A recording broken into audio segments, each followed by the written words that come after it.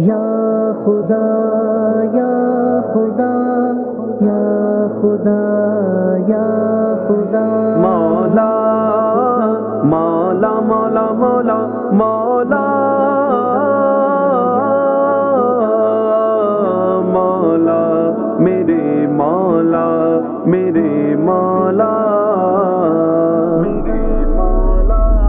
اعوذ باللہ من الشیطان الرجیم بسم اللہ الرحمن الرحیم۔ ناظرین کرام السلام علیکم ورحمۃ اللہ وبرکاتہ۔ انشاءاللہ تبارک و تعالی آج ہم لوگ پڑھیں گے شرح مئات عامل میں عوامل قیاسیہ۔ اب تک جو ہے اس سلسلے میں ہم لوگ تقریباً 36 ویڈیوز بنا چکے ہیں۔ انشاءاللہ تبارک و تعالی یہ ہوگا ہمارا پارٹ نمبر 37۔ آج کی جو ہماری عبارت ہے وہ ہے رابع ان یکون مضافا الی المفعول ویذکر الفاعل مرفوعا، ٹھیک ہے نا، ویذکر الفاعل مرفوعا، ٹھیک ہے نا، معذرت اس کو یذکر الفاعل کیونکہ نائب الفاعل بنائیں گے تو یذکر الفاعل مرفوعا ہم لوگ اس کو پڑھیں گے۔ المختصر یہ کہ ہم لوگ پڑھ رہے ہیں مصدر متعدی کا عمل، اور مصدر متعدی کے عمل کی 5 قسمیں ہیں، تو ان میں سے 3 پڑھ چکے ہیں، چوتھے کے بارے میں آج ہم لوگ شروع کر رہے ہیں۔ اور وہ بات یہ ہے کہ ان میں سے چوتھا یہ ہے کہ وہ مفعول کی جانب مضاف ہو اور فاعل کو مرفوع ذکر کیا جائے۔ رابعھا ان یکون مضافا الی المفعول ویذکر الفاعل مرفوعا، ٹھیک ہے۔ رابع میں رابع مضاف اور ہا ضمیر مضاف الیہ، پھر مضاف اپنے مضاف الیہ سے مل کر مرکب اضافی ہو کر یہ بن جائے گا مبتدا، پھر ان یکون یہ بن جائے گا صیغہ واحد مذکر غائب اور فعل مضارع مثبت معروف، ٹھیک ہے۔ اور مضافن یہ بن جائے گا اس میں مفعول، اس میں وہ اچھا یکونا میں ہوا ضمیر اس کا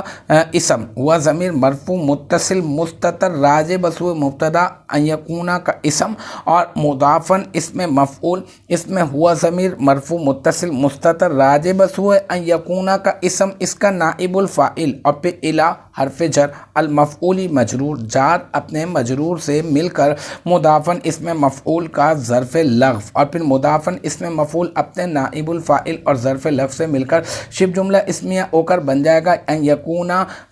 فعل ناقص کی خبر، پھر ان یکونا فعل ناقص اپنے اسم اور اپنی خبر سے مل کر جملہ فعلیہ خبریہ ہو کر یہ سب سے پہلے بن جائے گا کیا،